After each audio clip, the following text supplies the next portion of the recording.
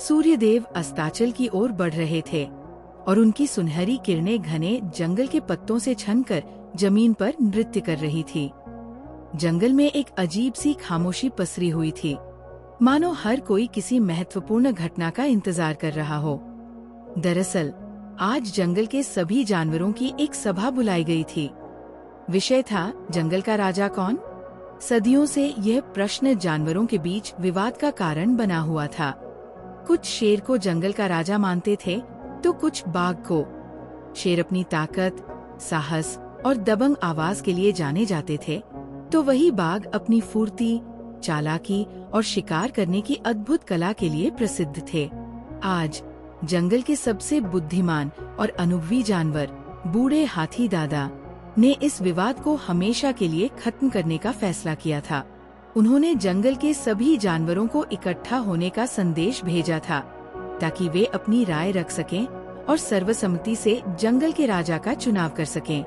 सभा की शुरुआत बूढ़े हाथी दादा के गंभीर स्वर से हुई। प्यारे जंगलवासियों, हम सब यहाँ एक महत्वपूर्ण मुद्दे पर विचार करने के लिए इकट्ठे हुए हैं। ये मुद्दा हमारे जंगल की शांति और सद्भाव के लिए बहुत जरूरी है। हम सभी जानते हैं कि शेर और बाघ दोनों ही शक्तिशाली और महत्वपूर्ण जानवर हैं, लेकिन जंगल का राजा तो एक ही हो सकता है। इसलिए आज हम सब मिलकर ये तय करेंगे कि जंगल का राजा कौन होगा। हाथी दादा की बात खत्म होते ही सभा में सन्नाटा छा गया। हर कोई उत्सुकता से आगे की कार्यवाही का इंतजार कर रहा था। सबसे पहले शेर समुदाय के प्रतिनिधि शक्तिशाली शेर सिंहराज ने अपनी बात रखी। मैं सिंहराज, शेर समुदाय का प्रतिनिधित्व करते हुए ये कहना चाहता हूँ कि शेर ही जंगल का राजा बनने का हकदार है।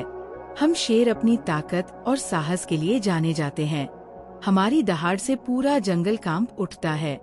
हम हमेशा अपने समुदाय की रक्षा करते हैं और किसी भी खतरे का सामना करने के लिए तैयार रहते हैं। हमने सदियों से जंगल पर राज किया है और ये परंपरा आगे भी जारी रहनी चाहिए। सिंहराज की बात सुनकर बाघ समुदाय के प्रतिनिधि फुर्तीले बाघ बाहुबली ने झट से अपनी बात रखी। मैं बाहुबली, बाघ समुदाय का प्रतिनिधित्व करते हुए ये कहना चाहता हूँ कि शेर की ताकत और साहस से हम इनकार नहीं करते, लेकिन जंगल का राजा बनने के लिए सिर्फ ताकत ही काफी नहीं है। बाघ अपनी फुर्ती, चालाकी और शिकार करने की अद्भुत कला के लिए जाने जाते हैं। हम जंगल में छिपकर शिकार करते हैं और अपने शिकार को आसानी से पकड़ लेते हैं। हम अपने परिवार की रक्षा करने में भी सक्षम हैं।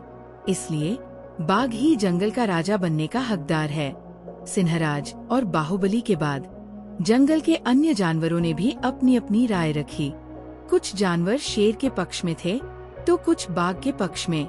भालू भालूदेव ने कहा, मुझे लगता है कि जंगल का राजा वो होना चाहिए जो पूरे जंगल का ध्यान रख सके, चाहे वो शेर हो या बाघ।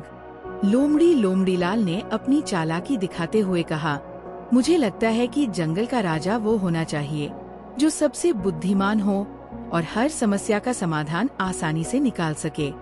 बंदर बंदरराज ने उछल कूद करते हुए कहा, मुझे लगता है कि जंगल का राजा वो होना चाहिए जो सबसे मजेदार हो और हमेशा सबको हंसाता रहे। हर जानवर की राय सुनने के बाद हाथी दादा ने सबको शांत रहने का इशारा किया। उन्होंने गंभीर स्वर में कहा, मैंने आप सभी की बातें सुनी हैं। आप सभी ने अपनी अपनी राय रखी है और मैं आप सभी का सम्मान करता हूँ। लेकिन अब हमें ये तय करना होगा कि जंगल का राजा कौन होगा। हाथी दादा ने एक अनोखा प्रस्ताव रखा। उन्होंने कहा कि शेर और बाघ दोनों को एक साथ मिलकर जंगल की रक्षा करनी चाहिए और एक दूसरे का सहयोग करना चाहिए। उन्होंने कहा कि शेर अपनी ताकत और साहस का इस्तेमाल जंगल को बाहरी खतरों से बचाने के लिए कर सकता है, जबकि बाघ अपनी फुर्ती और चालाकी का इस्तेमाल जंगल में शिकार करने और भोजन जुटाने के लिए कर सकता है। हाथी दादा का प्रस्ताव सुनकर शेर सिंहराज और बाघ बाहुबली दोनों ही हैरान रह गए। उन्होंने कभी सोचा भी नहीं था कि हाथी दादा ऐसा कोई प्रस्ताव रखेंगे। सिंहराज ने कुछ देर सोचा और फिर कहा, मुझे हाथी दादा का प्रस्ताव स्वीकार है। मैं बाहुबली के साथ मिलकर जंगल की रक्षा करने के लिए तैयार हूँ। बाहुबली ने भी हामी भरते हुए कहा, मुझे भी हाथी दादा का प्रस्ताव स्वीकार है। मैं सिंहराज के साथ मिलकर जंगल की रक्षा करने के लिए तैयार हूँ। सिंहराज और बाहुबली के सहमत होने के बाद हाथी दादा ने घोषणा की कि शेर और बाघ दोनों ही जंगल के राजा होंगे। उन्होंने कहा कि दोनों मिलकर जंगल की रक्षा करेंगे और एक दूसरे का सहयोग करेंगे। हाथी दादा की घोषणा सुनकर जंगल के सभी जानवर खुशी से झूम उठे। उन्होंने शेर और बाघ दोनों को बधाई दी और उन्हें जंगल के राजा के रूप में स्वीकार किया। उस दिन के बाद से शेर और बाघ दोनों ने मिलकर जंगल की रक्षा की। उन्होंने एक दूसरे का सहयोग किया और कभी भी आपस में नहीं झगड़े। जंगल में शांति और सद्भाव का माहौल बना रहा। एक बार जंगल में एक भयानक सूखा पड़ा। नदी और तालाब सूख गए और जानवरों को पीने के लिए पानी नहीं मिला। भोजन की भी कमी हो गई और जानवर भूख से मरने लगे। शेर सिंहराज और बाघ बाहुबली दोनों ही इस संकट को देखकर बहुत चिंतित हुए। उन्होंने मिलकर एक योजना बनाई। सिंहराज ने अपनी ताकत का इस्तेमाल करके दूर दूर तक पानी की खोज की, जबकि बाहुबली ने अपनी फुर्ती का इस्तेमाल करके शिकार किया और भोजन जुटाया।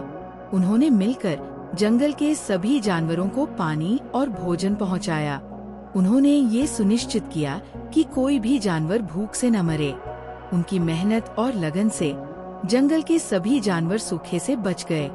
जब बारिश हुई और नदी और तालाब फिर से पानी से भर गए, तो जंगल में फिर से हरियाली छा गई। जंगल के सभी जानवरों ने सिंहराज और बाहुबली का धन्यवाद किया। उन्होंने कहा कि वे सच्चे राजा हैं, जिन्होंने अपनी प्रजा की रक्षा की। इस घटना के बाद शेर और बाघ के बीच का बंधन और भी मजबूत हो गया। उन्होंने हमेशा एक दूसरे का साथ दिया और जंगल को खुशहाल बनाए रखा। एक दिन जंगल में एक शिकारी आया। वह जंगल के जानवरों को मारने के लिए आया था।